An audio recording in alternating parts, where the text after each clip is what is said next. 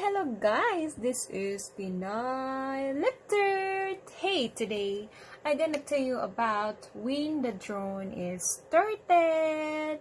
So the drone was started year 1900 years.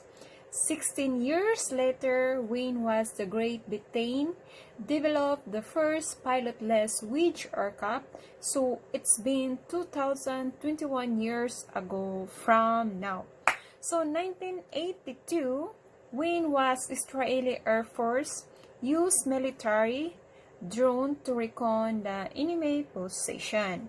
So 2006 was the first year that the FAA issued a commercial drone permit that we have it now.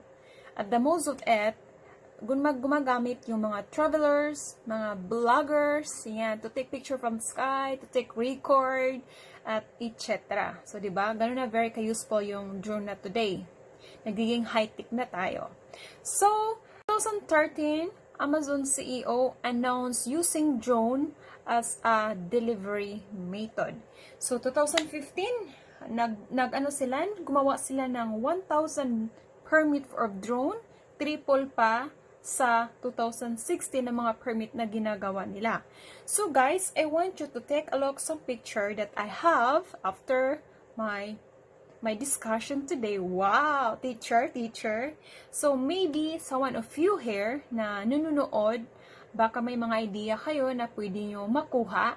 There are some top 9 which is from expensive to cheap drones na makukuha nyo ng idea dito.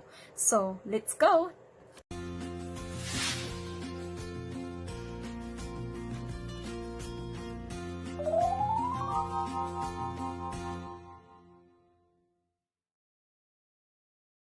DJI Mini 2 remote control type carbon fiber material SD card memory card 4K video with battery and Bluetooth. DJI Mavic Air 2 remote control type 4K video battery included battery rechargeable. DJI Mavic 2 Pro 4K video with battery.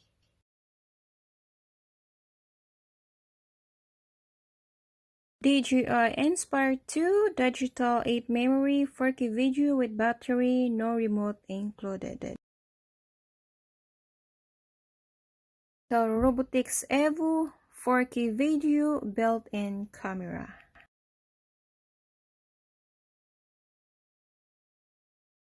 DJI Mavic 2 Zoom 4K video remote control flash memory. Parrot Anafi 4K HD remote control Wi-Fi wireless HDD memory.